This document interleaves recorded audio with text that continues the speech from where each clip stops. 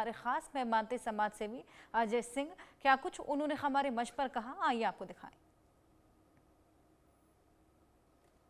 अजय सिंह हमारे खास मेहमान, उनको मैं मंच पर बुलाना चाहूंगी। एक बार ढेर सारी तालियां अजय जी के लिए।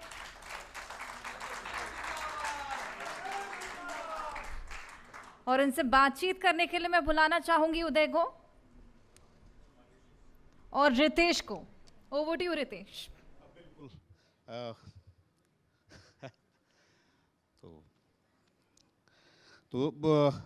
उदय जी आ रहे हैं और हमारे साथ मंच पर अजय जी हैं। और देखिए कि एक बार फिर से आप लोगों ने क्लैपिंग की, लेकिन अजय जी के लिए मैं क्लैपिंग इसलिए करवाना चाह रहा हूं कि ऐसे लोग जब राजनीति में आते हैं तो एक इंस्पिरेशन होता है। और ये मैं क्यों बोल रहा हूं, आगे जब बातचीत शुरू होगी तो इसके बारे में भी मैं जिक्र करूंगा। तो एक बार क्लैपिंग हो जाए ताकि जोश और जो एनर्जी है वो बरकरार रहे। क्या बात। सभी को नमस्कार।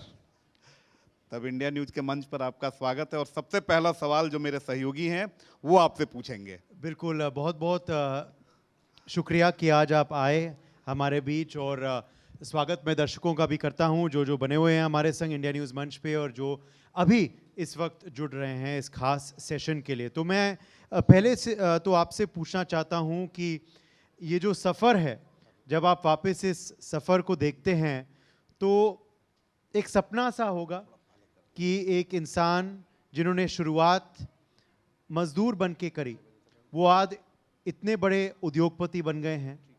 वो आज समाज सेवी के रूप में उनकी सराहना होती है समाज में, प्रदेश में, और वो अब विधायक बनने के भी कगार पर आ गए हैं। तो ये जो जर्नी अब आप देखते हैं तो सपने से तो कम है नहीं। तो इस जर्नी पर आप क्या कहेंगे और तब क्या आपको उतनी उम्मीद थी जब आपने इस जर्नी की शुरुआत की? नहीं, मैं कहना चाहूँगा कि बिहार में हमेशा मजदूरों की बात होती है और आपने मजदूरी की बात की। तो हम बिहारी मजदूर नहीं हैं, हम मेहनत करने वाले लोग हैं और मेहनत के दम पर अपना देश के कोने कोने में खूंटा गाड़ते हैं। हम परचम लहराते हैं, हम कहीं भीख नहीं मांगते, मेहनत के रोटी खाते हैं। हम कोई भी काम करने में हमें गुरेज नहीं है, क्योंकि हम मेहनती लोग हैं। और हम कहीं जाते हैं तो अपने आशियाना बनाते हैं। लोग हमारे यहाँ आशियाना नहीं बनाता, लेकिन हम बिहारियों की खून में ही वो जज्बा है कि देश या विश्व के किसी कोना में आप जाएंगे तो हमारे बिहारी अपने वहाँ खूंटा गाड़ के बैठे हुए हैं। तो कोई सपना नहीं है, एक मेहनत है, लगन से। हम आज भी सोचते हैं कि मैं जहाँ था वहीं हूँ। मैं मन से आज भी जो परिश्रम कर रहा हूँ। और कभी छोटा बड़ा मैं समझा नहीं कि मुझे विधायक बनना है, कभी राजनीति में जाना है, ऐसा कुछ नहीं है। क्योंकि जब हम बिहार से आते हैं और बिहार में रहते हैं, काम करते हैं, तो एक मन में भाव रहता है कि कैसे हम अपने भाइयों को, जो मैं तो मेहनत से आगे आया, एक लंबा सफ़र रहा, कैसे उनको आगे खींच के लाऊं और उन्हें भी सक्सेस करूं, उन्हें भी सफलता के रास्ते पर ले आऊं। ये मेरा प्रयास रहता है।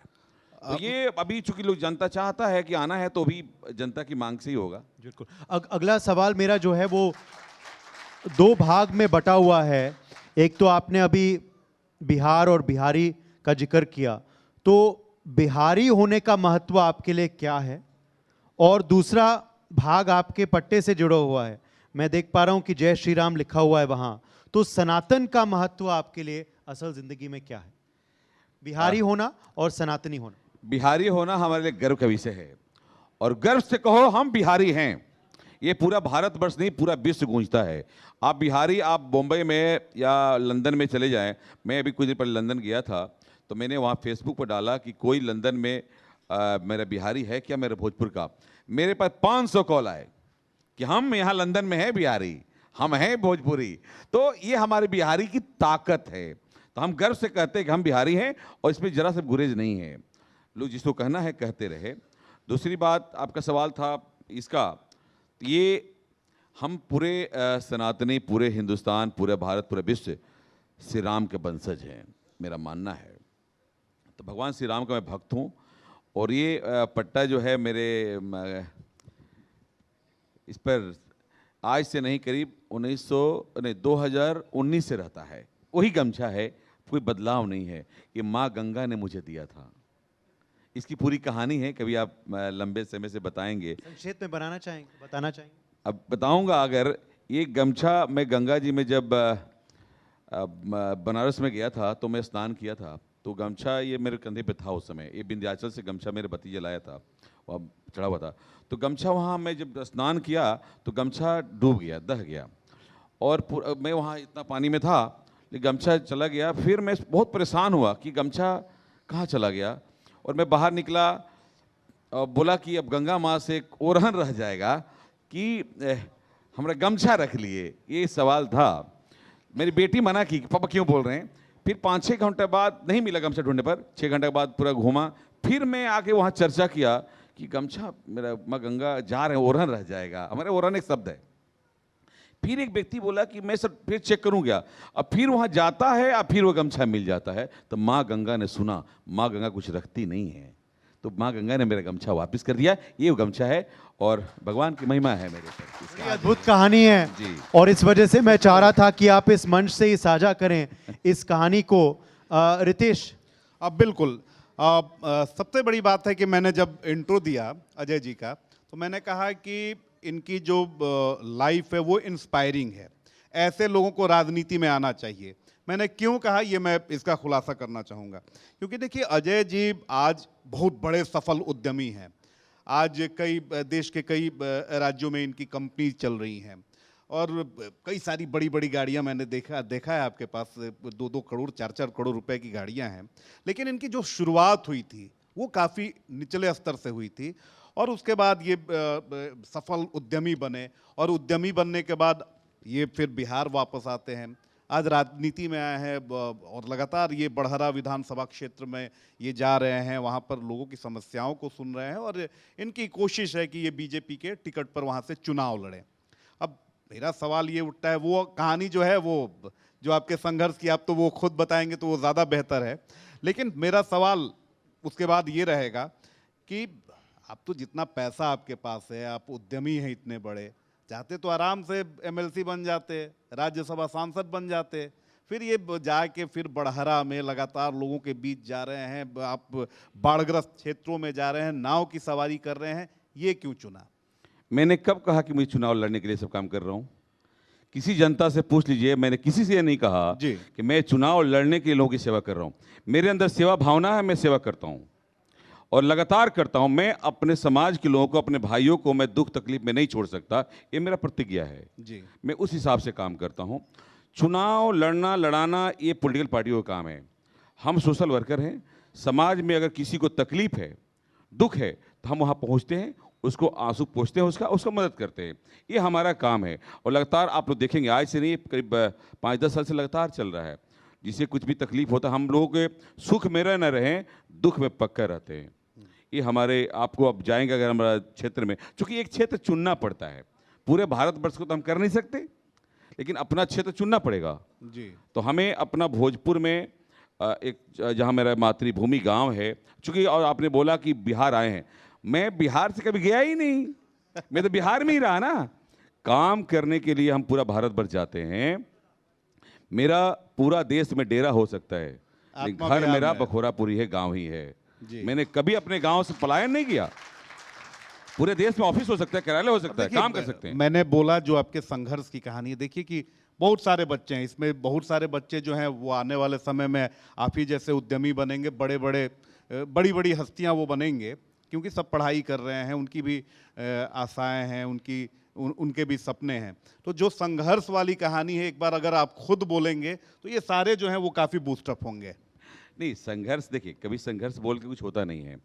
हम लोग जीवन में रोटी कपड़ा मकान की आवश्यकता होती है जी। तो सबसे पहले रोटी, जब आप बच्चा होते हैं, जब पढ़ लिख लेते हैं, हमारे यहाँ चूँकि मैंने कोई संघर्ष नहीं, हाँ हमारे में एक ईगो है। मैं जीवन में 3-4 उसूल बनाया कि मैं कभी हाथ को ऐसे नहीं करूँगा, ऐसे करूँगा। तो मेरे जीवन में कभी ऐसे नहीं किया। मेरे पास भगवान ने 2 हाथ दिया है, पाँव दिया है, कमा सकते हैं। 500 रुपये की मजदूरी तो कभी कर सकते हैं, और खाने के लिए चाहिए क्या? होटल में 300 रुपये तो भरपेट मिल जाता है गेट में। तो मैं वहाँ से सोच रखता हूँ। तो पहले मैं कमाने के लिए निकलता हूँ तो मजदूरी किया, कोई शर्म की विषय नहीं है, मजदूरी शर्म थोड़ी है, मैंने कोई भीख थोड़ी मांगा। मजदूरी की आपने? मान लेते हैं हमने मजदूरी किया, हाँ बिल्कुल मजदूरी किया, हमारा जीवन का वो वहीं से स्टार्ट होता है। भाई साहब हम लोग जब बिहार में, वो दौर था जब हमने 90 के दशक में थे, बिहार में कुछ होता नहीं था, बहुत दिक्कत था। पिताजी पुलिस डिपार्टमेंट में हवलदार थे, बैरक में रहना, सोना खाना, तो उनका दबाव कि तुम ग्रेजुएशन कर लिए हो, कुछ कमाते नहीं हो, जाओ कमाओ खाओ, कुछ कमाओ, तो डेली प्रेशर था, तो कुछ ना कुछ करना था, तो मजदूरी भी किया हमने, करीब 6-7 महीना मजदूरी किया। तो मजदूरी किया, लेकिन वही मजदूरी, वही डांट फटकार मेरे काम आया। आज वही डांट फटकार है कि उसी काम को सीख करके मैं यहाँ तक बढ़ा हूँ जी। मेरे जीवन में कहीं पीछे मुड़ के नहीं देखा, और आज भी मैं वैसे ही हूँ, और वो सारे लोग आज भी मेरे साथ हैं जो उस समय थे। मैंने जो अपनी काम स्टार्ट की, अगर 20,000 का पहला मुझे कॉन्ट्रैक्ट मिला ऑप्टिकल फाइबर लेंग का, तो वो जो लड़का मैंने एक सपोर्ट के लिए रखा था आज भी मेरे पास साथ है। जी। तो मेरे जीवन में एक बार जुड़ा, वो जाता नहीं है, वो पूरे लाइफ चल रहा है। तो जीवन में हमने ऐसा कोई, मेरे में आज भी वो बदलाव नहीं है, मेरा आज भी वो जहन में है, आज भी सब कुछ है। तो मैं अमीर नहीं हो सकता भाई साहब, अमीर मेरे बच्चे हो सकते हैं, वो अमीर पैदा हुए, मैं कहाँ हुआ। और आपने सवाल किया गाड़ियों का, गाड़ियाँ एक सोच है, गाड़ी चढ़ना ये सब कोई बड़ा चीज़ नहीं है, ये कोई बिल्कुल ही सोच भी नहीं है। क्योंकि कोई मारुति रखता है स्पीड मेंटेन करना है, हमें क्या है स्पीड मेंटेन करना है, इस जीवन में कुछ हासिल करना है। तो हमें अगर आरा से पटना आना है 45 मिनट में, तो हम गाड़ी रफ्तार वाला रखते हैं। जी। बड़ी अच्छी जीवन की भी सीख आपने दी है इस आपके जवाब से। पर मैं ये पूछना चाहता हूँ, आप क्योंकि समय अब कम है, कि बीजेपी ही क्यों? हालांकि आप आरएसएस से जुड़े हुए हैं पहले से ही, बट बीजेपी ही क्यों? क्यों आपने खुद को बीजेपी के साथ जोड़ा, और क्यों आप चाह रहे हैं कि एनडीए की सरकार दोबारा बने? यही बिहार को सही दिशा में क्यों आपको लगता है ले जा पाएंगे? आपने देखा होगा पिछले 11 साल में जो केंद्र में मोदी जी आए, और अभी जो बिहार का विकास ग्रोथ है, जो विकास हो रहा है, ये रफ्तार आपने पहले कभी देखा था? आपने उम्मीद कर परिकल्पना की थी कि बिहार पटना मेट्रो चलेगा? क्या बिहार में 4 लेन हाईवेज बनेंगे? बिहार में इंडस्ट्रियाँ लगेंगी? आप लोग कहते हैं इंडस्ट्रियाँ, बिहार में अगर आप सर्च करें जाएंगे तो आज के डेट में बिहार में सैकड़ों इंडस्ट्रियाँ काम कर रही हैं। 6 तो मेरी है, अब मैंने 3 साल में लगाया है। मेरे पास 4,000 लोग नौकरी करते हैं, वो बिहार में करते हैं, बिहार ही करते हैं। अब कोई बाहरी भी आए हैं, मेरा शौक था कि बाहरी लोग आए, तो बाहरी के कुछ लोग हम लोग जॉब दें यहाँ पे, तो हमारा ईगो सेटिस्फेक्शन होगा। वो हो रहा है सक्सेस। उल्टा मेरे यहाँ 3 मराठी काम करते हैं, क्योंकि मेरा मुंबई में भी कार्यालय रहा है, तो 3 मराठी मेरा बिहार में नौकरी करते हैं, इस क्षेत्रों में घूम रहे हैं। तो ये शौक था मेरा। अब बिहार बदल रहा है और बिहार बहुत आगे जा रहा है। आज पटना जो दिख रहा है, मेरिन ड्राइव देखिए, पटना देखिए, आप परिकल्पना कर सकते हैं, क्योंकि बिहार भी आज पूरे भारतवर्ष में उस स्थान पे होता जहां पंजाब है, महाराष्ट्र है, हरियाणा है, वहां होता। लेकिन पिछले 15 साल का एक काल था, तो हम जब आज़ादी के बाद जब हमारा राष्ट्र निर्माण हो रहा था, राज्य आगे बढ़ रहे थे, तो 15 साल का काल कम नहीं होता। वो 90 से लेकर के वो जो काल था ना, वो हमारे लिए ग्रहण था, और उसका दंश आज भी झेलते हैं। आज भी बड़े बड़े इंडस्ट्रीज के मन में डर रहता है कि अरे बड़े बड़े शोरूम खोलेंगे तो हमारी गाड़ियाँ उठा लेगा, ये डर होती है। तो जिसके वजह से, लेकिन हाँ बिहार उससे उभर रहा है। आज सारे इंडस्ट्रीज आ रहे हैं, बिहार में फैक्ट्रियाँ खुल रही हैं, 5 स्टार होटल खुल रहे हैं, सारा कुछ हो रहा है। अभी बिहार मेरा तो मानना ये है कि ये रफ्तार को रुकने नहीं देना है। अगर रुकता है तो फिर बिहार 5 साल पीछे जाएगा। हमें इसका समर्थन करना। लेकिन आप कह रहे हैं कि बिहार में इंडस्ट्रीज आ रही हैं, बिहार में माहौल बदल रहा है, 90 से 2005 का आपने जिक्र भी कर दिया। लेकिन सवाल ये उठता है, और चलिए पॉलिटिकल सवाल ही ले लेते हैं कि तेजस्वी यादव मुख्य विपक्षी नेता हैं, उनको कुछ दिखता नहीं है। वो सीधे कहते हैं कि बिहार में कहाँ नौकरी रोजगार है, मैंने ही माहौल बनाया, पलायन है, बेरोजगारी है, गरीबी है, अशिक्षा है। उसके बाद अब देखिए आपने कहा लॉ एंड ऑर्डर को लेकर, उस पर भी वो कहते हैं कि हमारे शासन को जंगल राज कर एक परसेप्शन सेट किया गया, और अभी तो महाजंगल राज है। क्या कहेंगे? नहीं, अभी उस जंगल राज को जिसने देखा होगा तो वो प्रकरण, आज के समय में आप मेरिन ड्राइव पर रात के 12 बजे डांस कर रहे हैं। आज कौन डांस कर रहा है? तेजस्वी डांस कर रहे हैं ना जी। तो पहले कर सकते थे क्या? आज की स्थिति बदला हुआ है। अभी आप देखा होगा, आपने रील बन रहा था ना जी, रात के 12 बजे मेरिन ड्राइव जाइए, लोग घूम रहे हैं। क्या है कि 14 करोड़ की जनता है, और रही बात क्राइम का, अपराध का, तो अपराध तो हमेशा होते रहा है। जब युग में रामायण और राम थे, उसमें भी रावण पैदा हुआ था, तो आज भी है, उसमें भी अपहरण हुआ था। तो युग तो बदलते रहता है, लेकिन हाँ हमें लॉ एंड ऑर्डर कंट्रोल करना होता है। आज जो व्यवस्था बना है, आज अगर कोई क्राइम करता है 24 घंटा में पकड़ा जाता है या शूट आउट हो जाता है। ये चीजें चल रही है, लॉ एंड ऑर्डर का कमाल है। नीतीश कुमार जी ने जिस तरह से बिहार में एक विश्वास जमाया है, आज बच्चा बच्चा सब बोलता है। लेकिन कोई भी काम करने के पीछे तुरंत एक दिन में काम नहीं हो जाएगा। सम्राट जी ने सपना देखा था 2014 में, जब नगर विकास मंत्री थे, मेट्रो चलाने के लिए। आज मेट्रो चालू हो गया। कोई परिकल्पना कर रहा था कि पटना में मेट्रो, अब मेट्रो आ गया। तो अब बिहार आगे बढ़ रहा है और बिहार के लोग बहुत भरोसा कर रहे हैं।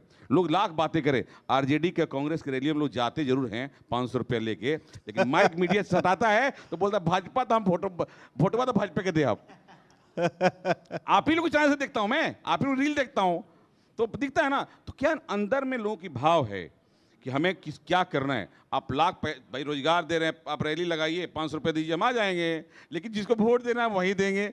लोगों को दिख रहा है आज राम मंदिर बना 500 साल बाद, हमारा गौरव है देश का। तो क्या क्या चीज़ नहीं हो रहा है देश में, वो सारे चीज़ें हो रही है। देश को चाहिए। आज विश्व गुरु बन रहे हैं हमारे मोदी जी। अमेरिका भी सामने फिर झुक गया, मीम बन रहा है, मीम बन रहा है। आप देखिए नेपाल क्या कह रहा है कि मैं अगर भारत के साथ अगर ऐसा नहीं करता तो आज मेरा ये दशा नहीं होता।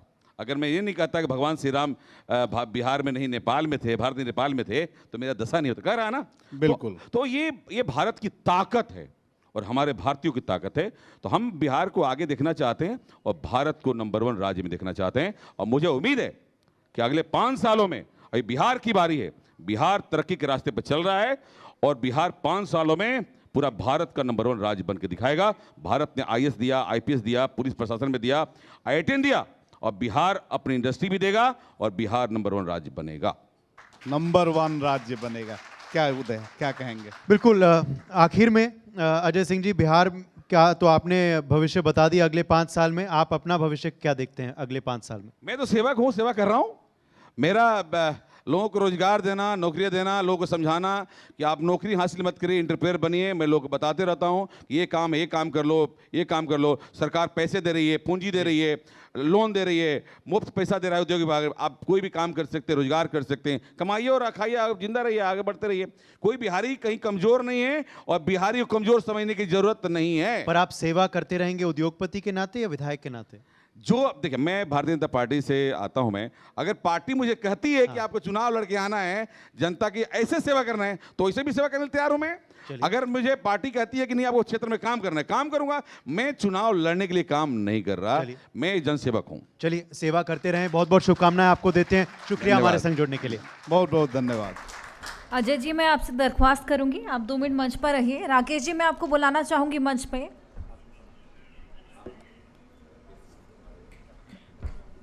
और लगातार हमारे ख़ास मेहमान हमारे साथ जुड़ते जा रहे हैं और इसी बीच अब आगे बढ़ेंगे। आगे का सत्र होगा